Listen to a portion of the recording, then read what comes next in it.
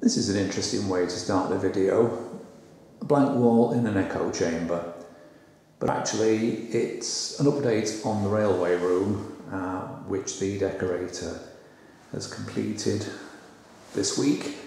So it's all nice and clean and tidy, and the flooring is in and it's waiting for the joiner or carpenter to our American cousins. Unfortunately he's not going to be able to come on Monday, it's now Saturday, and I'm going to have to wait till the 3rd of September because he's very busy, but that's okay. So this is just a quick update just to show you the excellent job that the decorator has done.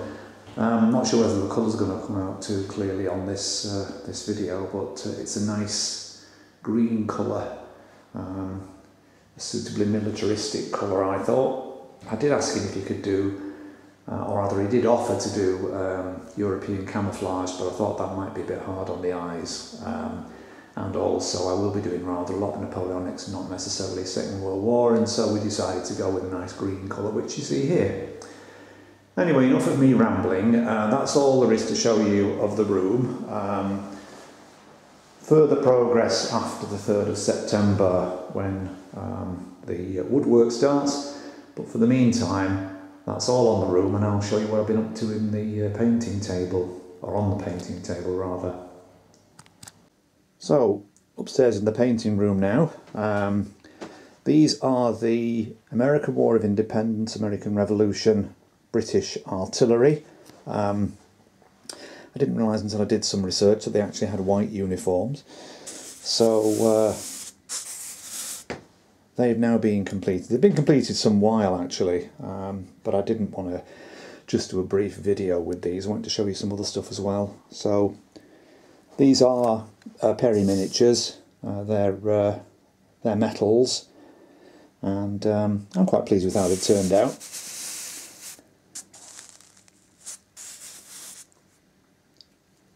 Left the cannon loose for the moment, but they seem to be okay. As I said, I'm quite pleased with them.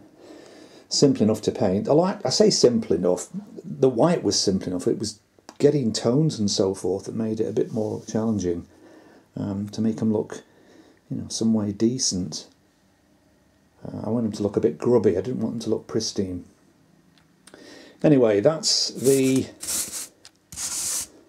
War of Independence, Revolution, British artillery. I've got some other bits and pieces to show you which I will put up next. Still on the subject of artillery, this time these are some American Civil War artillery crews that I've built from Perry Miniatures Plastics. It's from the Big Battle in a Box set, and I've just done the 2 artillery pieces for each side. This is actually the first of the painting that I've done for my American Civil War project. I have to confess I've cheated because a good friend of mine is downsizing his American Civil War collection, and so I've bought rather a lot of his pro-painted stuff. Simply because otherwise I'm not going to get these finished before the end of the century with the other projects I've got going as well. So I decided that I would give in and I would buy some ready painted ones. So I'm not showing you the ready painted ones, I'm just showing you the ones that I've done. And again, as I say, Perry Plastics, they're okay. I mean, they've turned out alright. I'm quite satisfied with their appearance. I don't particularly like the Perry Plastics, to be honest. I think they're a bit thin and spindly. I'm going to be buying some metals. In fact, I've got some metals to paint already, which will blend in quite well with these. But I think painting metals is my preferred material rather than plastics. But these have painted up quite well, I think. And I'm quite pleased with them. So that's all on the artillery front. Next, I've got some cavalry to show you. So, Napoleonics now, and Napoleonic cavalry, French dragoons in particular. I first of all need to give a thanks and a shout out to Loki's Great Hall for the videos which he posted on painting horses. I did a video myself on painting horses because I used an oil wipe-off technique some time back. I've been using it for a long time, but I posted the video a while back. But this time I thought what I would do is I would try Loki's method and use the acrylic paints in the way that he'd suggested, and that is what I've done with these horses, which I hope you can see reasonably well. I'm absolutely delighted with the results of the horses. I've thoroughly enjoyed painting them. Loki's technique is very easy once you get used to it, and all credit to him for sharing that, because it's made life an awful lot easier. It's less messy than my technique of using oils, and the overall finish is, in my personal opinion, excellent. I have to say I haven't followed his approach entirely, in that he did several highlights and I contented myself with one, but I think it turned out very well, and I'm very pleased with them. There is a bit of a story relating to these dragoons. I bought these dragoons from Alec Brown at Front Rank over 15 years ago, and they ended up in my lead pile, and it's only now, 15 years later, that I finally decided I really ought to get on and get these painted. Reinvigorated by reinvigorated interest in Napoleonics is what prompted me to do it, and so that's what I've done. So these are all Front Rank metals, superb sculpts. The horses look very sound and quite imposing, I think, and I'm very pleased with them, and I hope you like the look of them.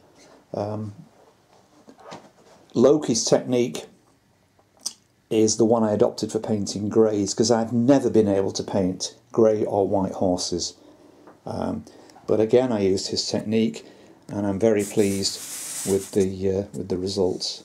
What I've done is, after finishing them in acrylics, I did the horses in satin varnish, and of course the riders added in a matte varnish, which is the AK matte varnish, which is fantastic. It really is as matte as you would want it to be. So, French Napoleonic dragoons. I'm working on the basis of, I'm going to use them for general d'armée and black powder, so it's 4 figures to a squadron. So as you can see, we've got 4 squadrons there.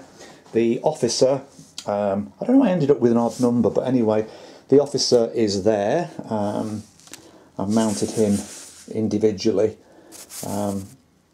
just because I think he looks better, and he wouldn't fit on the squadron type basis. So there's the officer, and I did a while back I did a brigade commander. I didn't know where I was going to put him, but I've decided he'll do, even though he's not the right uniform, he'll do as a brigade commander for the dragoons for the time being. And this horse is painted in the wipe-off oil technique, but as you can see, if you put the two together, I don't think there's a lot of difference, but I do prefer the finish on the sorry, Loki's finish, let's call it that.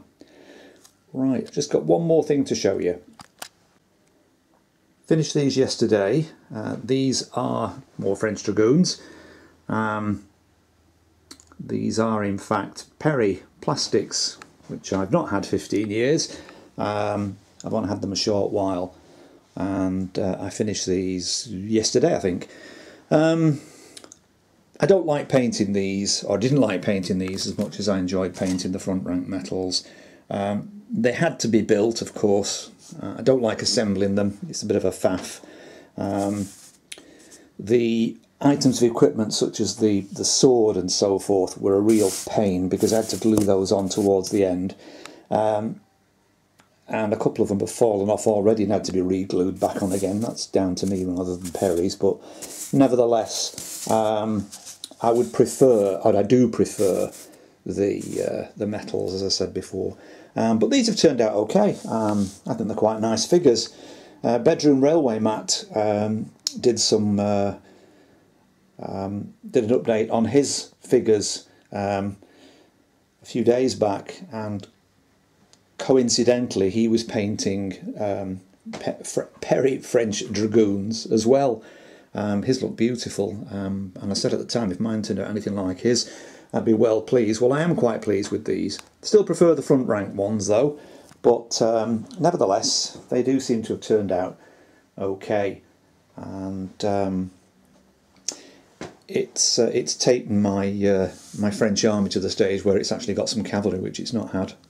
But the fact that I've been painting those, or rather I've had those front rank ones for 15 years, gives you an idea of how slow a painter I am. Well, that's not entirely true, because I do other projects. That's my trouble. I keep mixing my projects up. If I get bored with one, I move on to another one, or I move on to it before I get bored. Anyway, those are those cavalry. And oh, I've actually got one last thing to show you, which I'll put on now. What you see before you here is the Perry Church for the American Civil War and American War of Independence. It's in the stages of construction. As you see, I've built the church and painted or stained the roof and so forth. I've yet to put the spire on. That's got to go on next. I've built this one before, actually. I built it in the same way that Heresy Productions showed how he built it. That was to say, cutting it off, so that cutting a section of the front off here so that you could actually put figures inside. But I haven't done that with this one. I've just simply built it because I'm not going to be putting any figures inside it.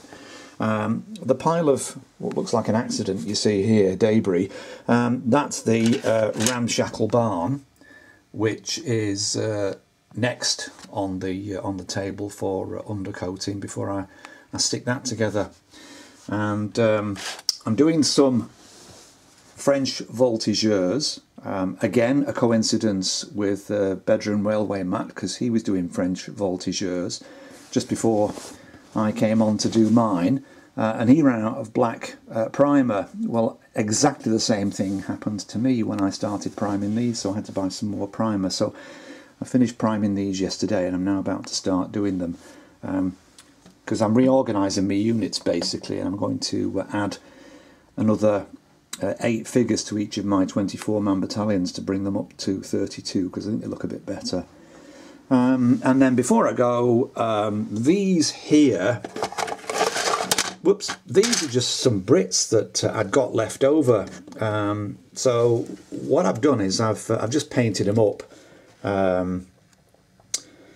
basically because I didn't want to throw them away or anything. I might stick them on eBay, I'm not sure. But this particular figure here, British officer, what I've decided to do with him is I'm going to start my Prussian project very shortly, Prussian Napoleonics. In fact, I placed an order with Alec Brown at Front Rank on, I think it was Thursday, so they will be arriving soon. There was a guy called Sir Henry Hardinge, I think that's how you pronounce his name, who was the British liaison officer to Blucher's army in 1815, and he made reports to Wellington about the Prussians' intentions and so forth. So what I decided to do was, rather than just paint this up and flog it on eBay or try and get rid of it, I've decided to paint him up, he's not quite finished yet, as Sir Henry Hardinge. So the first figure in my Prussian army will in fact be an English officer, the English liaison officer. Not sure about those horses' eyes though. He looks a bit alarmed. I took Loki's advice and not worried too much about the eyes when I was painting the dragoons you've seen earlier, but this one was painted earlier, and I've done his eyes. he looks a bit like a startled rabbit. I might have to black those out or do something with them anyway. So that's it basically. It's been a while since I've done a video, but I thought I'd give you something worth looking at, and I hope I have. I'll come back to you when I've done a bit more. I hope all your projects are going well, and I wish you all the best. Keep watching your videos as you're posting them. Some very, very interesting and clever stuff out there. And I'll see you again soon. So thanks for watching. Cheers for now. Bye.